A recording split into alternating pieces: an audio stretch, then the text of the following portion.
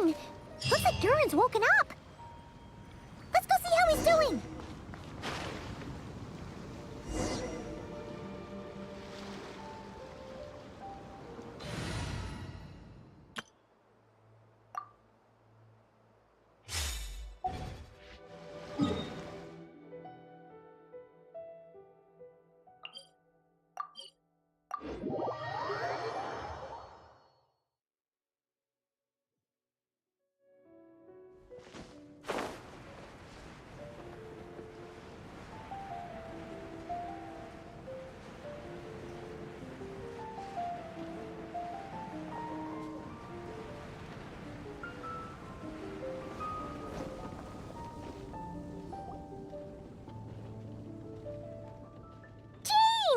Hello, you two.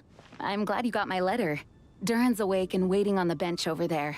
I'm here if you need help. Just give me a shout. Don't worry about us. We'll be fine. Oh, hey, you two. I just remembered what happened right before I passed out. Thanks for holding me back. I shudder to think what might have happened if you hadn't. I'm fine now. It's just... a lot of people seem to have forgotten me. Don't worry. We'll figure out a way to fix this. Why don't you start by telling us what happened? It felt so strange. After I realized no one recognized me anymore, I suddenly felt like I'd completely lost contact with my body. Abyssal power lies sealed within this body I inhabit. So when I lost my connection to it, I lost control of that power, too. It wasn't until I heard everyone calling my name that I was able to reconnect with my body. You lost contact with your body? Does that mean there's something wrong with it? Sounds like we need Albedo more than ever. I don't think the problem lies in Albedo's alchemy. Huh. But then, why are people forgetting you? Guess that's what we need to figure out. That means we need Alice for sure. But it's been ages and she still hasn't been in contact. Now would be a really good time for a hint. How could the story's budding branches even hope to reach beyond the towering walls? Leaving the castle, the witch went off in search of the tallest, grandest tree in the whole world. High up in the canopy of that tree, she sought a resting place, a refuge where the little sapling might take root. Go to that place, for it was there that the sapling felt its first breath of wind. Huh? Was that another clue? Does that mean the story isn't over yet? Leaving the castle. It just occurred to me. If this story is all about my own experiences, then wouldn't what happened after I left Simulanka be part of it too? But how could she possibly know exactly what would happen? And even if she did, how could we know when the story was complete? Yeah. Since we can't reach Alice right now, we'll just have to get to the bottom of this ourselves. But first, we gotta figure out where this riddle wants us to go. The tallest, grandest tree in the whole wide world. Huh. The only place that ever gave me that feeling was the one I ended up in right after leaving Simulanka. They had great coffee there, too. And so many books you'd never run out of things to read. Think about it. Our search in Mondstadt began in a library, right? Well, Sumeru City's got one of those, too. And it's absolutely huge. What do you say? Should we try looking there? Huh. That does kind of make sense. And it's not like Paimon's got a better idea. Alright, let's just give Jean and the others a heads up first. Well, it sounds like you've got a plan, so I won't interfere. All I ask is that you stay safe. Albedo won't be back for some time, and until he is, we can't know for sure how dangerous Duran might be in his current state. I'm so sorry about what happened before. Believe me, I'm not blaming you. and neither is anyone else here. If anything, it's the opposite. We're all just worried about you. Worried? Come with me. I want to show you something. As soon as they heard you were awake, they all hurried over to see how you were doing. You all came to see me? A little birdie told me you're working on finishing a storybook. So maybe all those people losing their memories is just a plot twist, waiting to be resolved. Miss Lisa, you always seem to know how to put my mind at ease. Please, everyone, don't worry about me. When I get back, I'll find a way to complete my mother's story, and the one we started, too.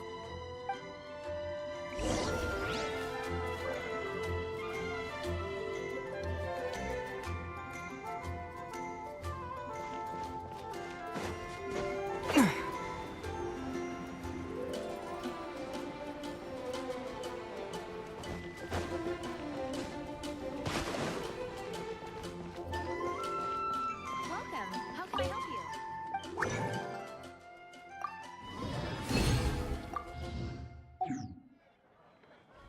Ancient alchemy truly is.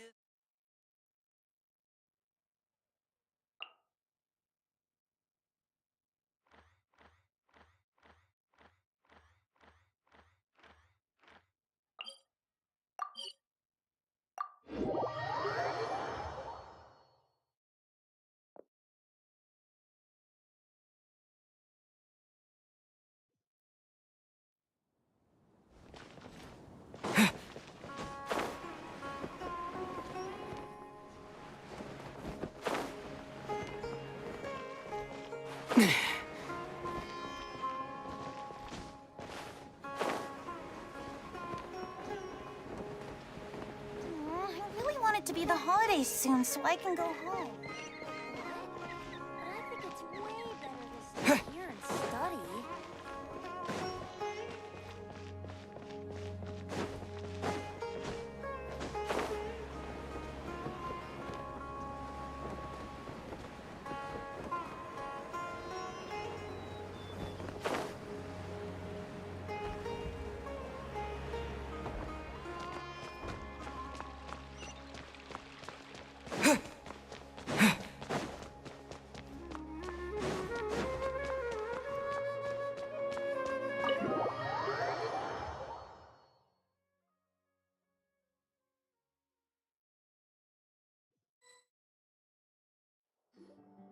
Whew.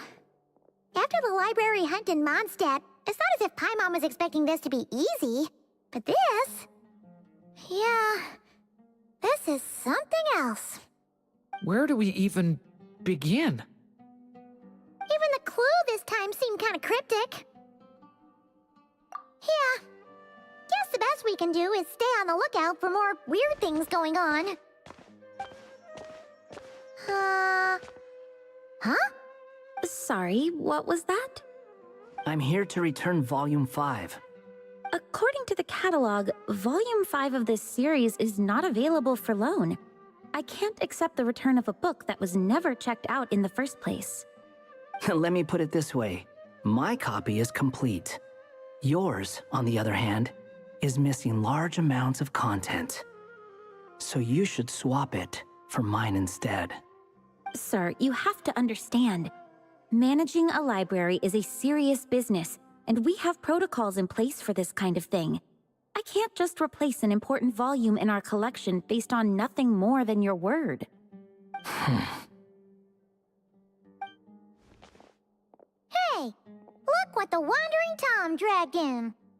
Oh, it's you.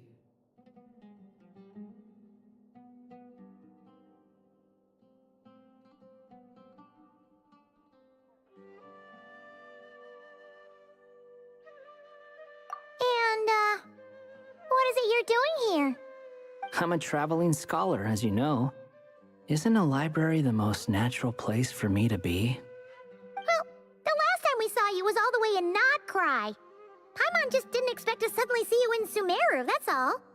There were some things I needed to come back and take care of. Some documents had gone missing, so I tracked them down, restored them to the original condition. And now, I'm here to return them. And considering what I'm planning to do next, it feels like a weight off my shoulders. What's going on with you, huh? You look like a kicked puppy. Hat guy. Ah, at least you haven't forgotten about me. What's that supposed to mean?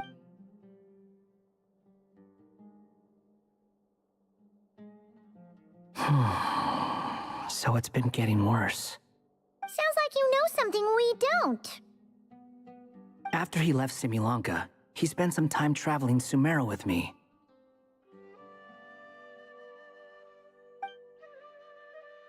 I was working on several texts at the time, and I stumbled upon something strange. Anytime Durin of Simulanka was mentioned, before long, the record would disappear. Which means, all the remaining records on Durin are about the evil dragon that fell on Dragonspine. How did you even discover that? If I remember correctly, Hat Guy loved the time he spent in Simulanka so much that he started writing a travel log. That's besides the point. The fact is, you're not affected by the ley lines of this world. I'm sure you can. His case is different from mine. It's more like the world itself refuses to accept his existence. It started with a few written records, but now, it sounds like it's spread to people who never met him or didn't know him well. At this rate, the whole world might forget him altogether. The whole world? But that includes all my friends in Mondstadt, and even Hat Guy, too. So that's what you've been worried about all this time? Why didn't you just tell me? There are more important questions right now, like figuring out how to fix this.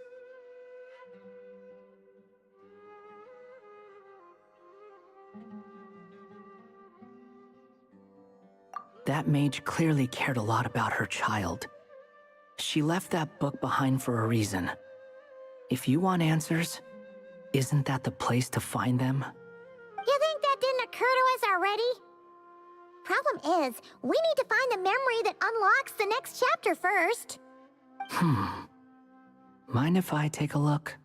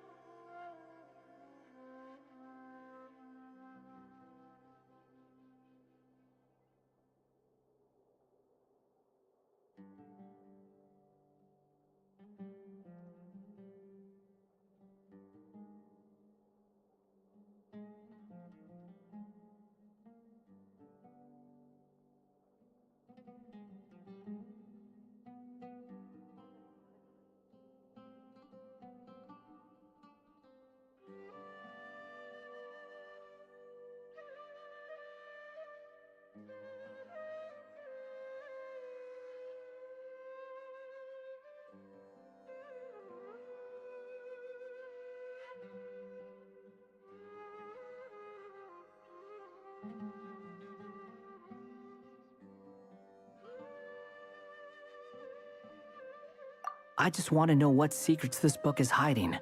Besides, I've run into a bit of red tape, so I've got time. Of course. Be my guest. So, the memory we've been looking for was about you all along?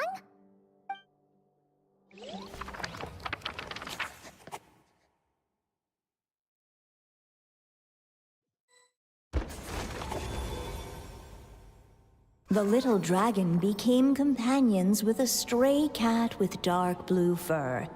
It was a friendship born of all they had in common. He left his castle at the stray's invitation, setting out to explore the world beyond its walls. There, he grew fond of the outside world, eager to make friends and share the story of his life. Taken by the dragon's story, the stray tried to write it down. But he soon realized that no matter how he tried, it would always warp into the evil dragon's tale.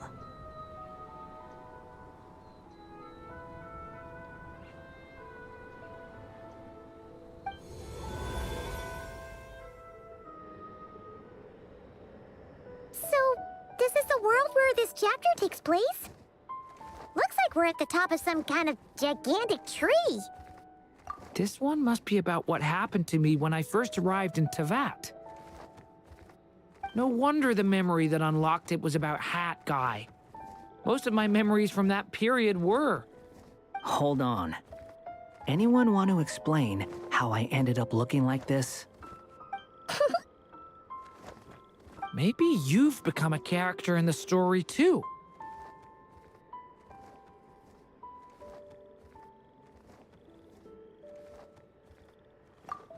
You see me as a stray cat?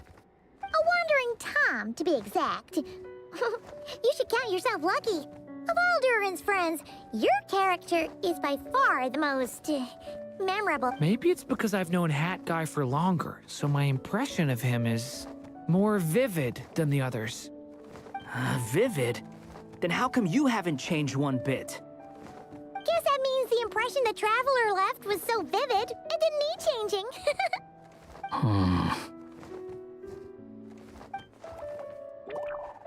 Hello, everyone! Ready for today's adventure? It's the storybook, Durin! Oh. So you're not playing yourself in this one? Does that mean the two of you have even more memorable roles to play? Where are we going today, kitty cat? Whatever. Just follow me. Same as always. Okie dokie! Can we chat along the way? If you have something to say, just say it. Was that seriously how the two of you communicated when you first got here? Yep. Anyway, how do we get ourselves out of here? Usually, the narrator gives hints to help us figure out what to do. Speaking of which, about time we got some of those, don't you think? The story's vines had woven themselves together into a giant tree, the boughs of which a little storyless dragon now paced, homeless among its leaves.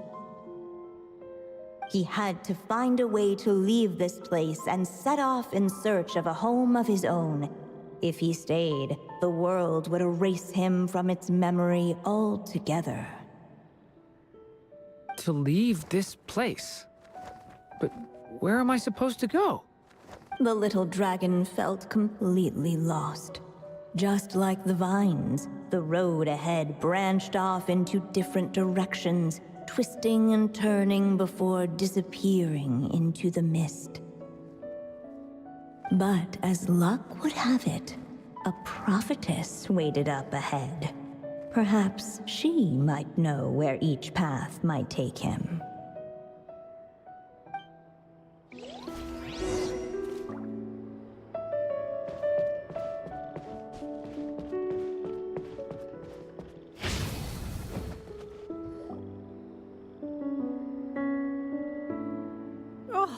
You must be the little lost dragon.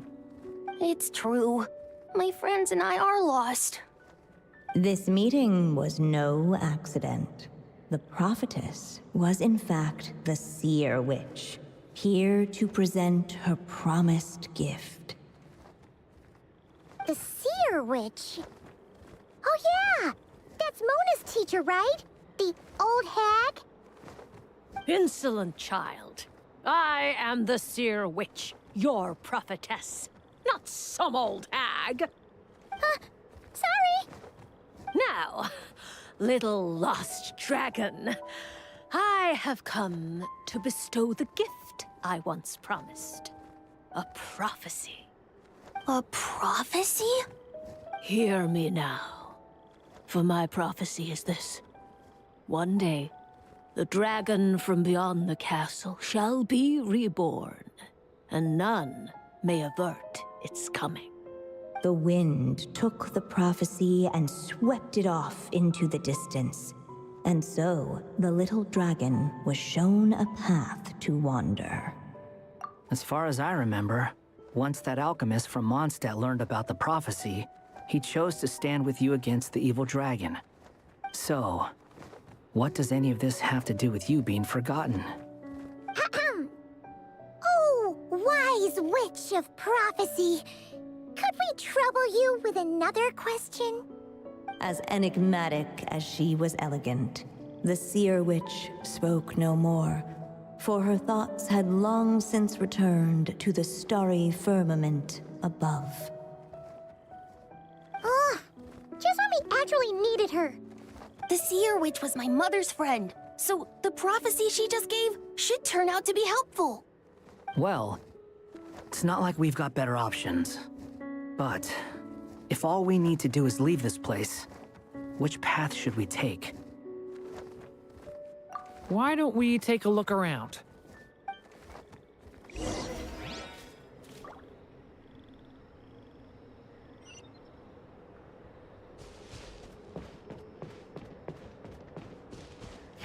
Stay back! Hey!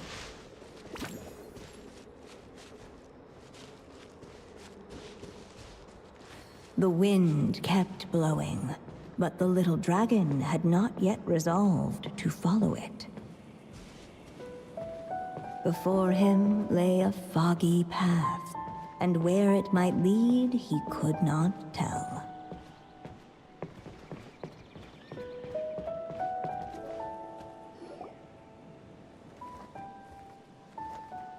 If we go this way, we'll be heading back to Mondstadt, just like we planned! Out of all the options so far, this seems like the safest, right? At least we know what happens next. He helps stop the evil dragon from returning, gets a new body, makes a whole bunch of friends, who all just forget about him. But you didn't forget, Hat Guy. I'm just saying, choosing this path wouldn't solve the main problem. You'd still end up being forgotten. Huh.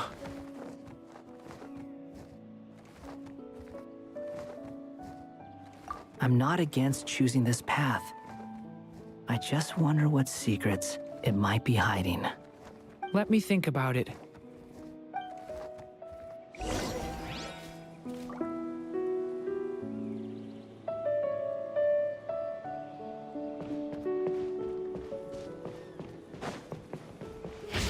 Leave it to me! I still think you should keep going, little dragon. If you leave the castle, you can accomplish something amazing and make a bunch of friends along the way. Really? Then let's go! Unable to preserve his story, the little dragon wandered astray. Fortunately for him, a certain prophetess had left behind a prophecy to guide him. The wind took the prophecy and swept it off into the distance, and so the little dragon was shown a path to wander. Following the wind's guidance, the little dragon made his escape. In turn, the prophetess affirmed the little dragon's choice, leaving an extra secret as her parting gift. Now that you've made up your mind, I shall keep my promise by explaining Fate's little trick. Long, long ago, the gods of the high heavens gave the world outside the castle a magic of its own. They called it storytelling. It was a magic of almost unshakable power that governed how people met, grew close, and understood one another. Each person had a story meant for them and them alone. One whose ending was written in the heavens long ago. In truth, your story and the evil dragons are simply two versions of the same tale, and that is something the magic of storytelling cannot abide. Beyond the castle's walls, your story cannot take root, for the evil dragon's tale has done so already.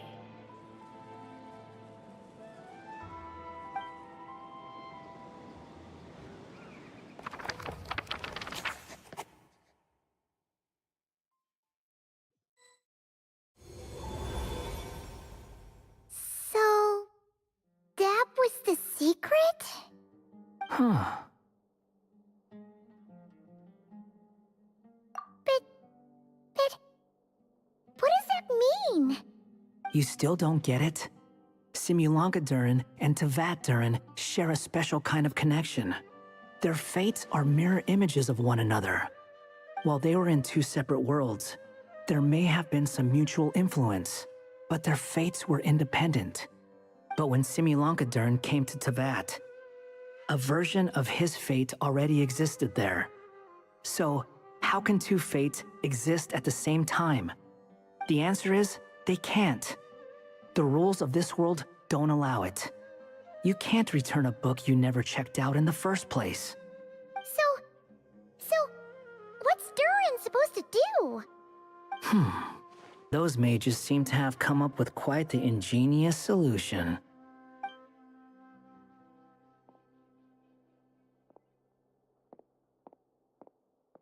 I'm here to make a return. As I said, there's no record of Volume 5 of this series ever being checked out. Then just think of this as Volume 6. Based on what I know, the author was planning on publishing another volume anyway. The catalog does have a slot reserved for Volume 6. So, this is it? Sure, let's go with that. All you need to know is, I'll be the one writing this series from now on. You...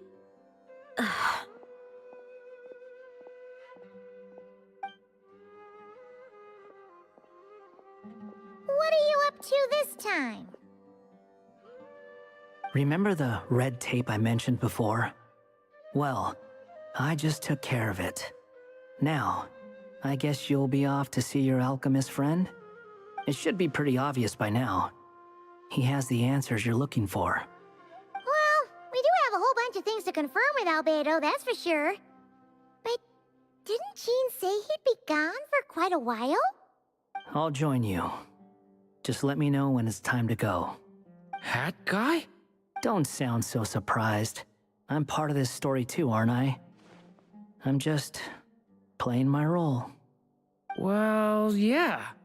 But it's not that. I just feel like you want to help, but something's holding you back. When I first realized you were being forgotten by the world, I thought it might be because you spent too much time with me. I even thought cutting our ties might be the only way to fix it. Why would you think that?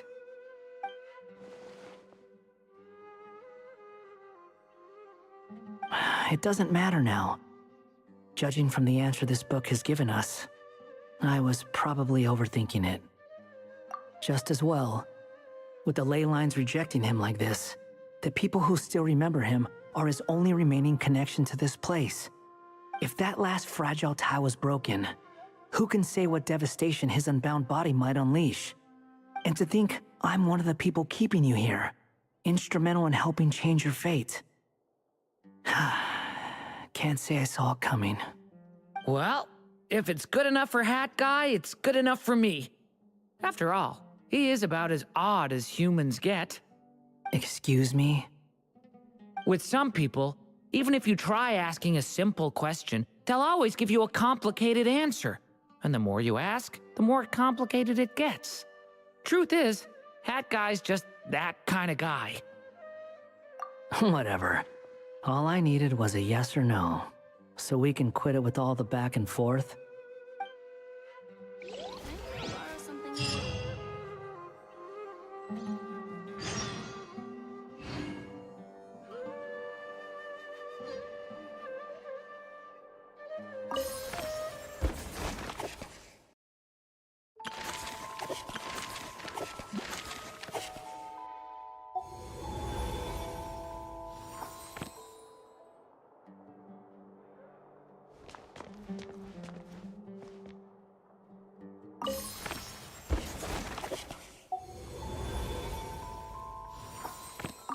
If you feel like stepping back into the story, just come find me.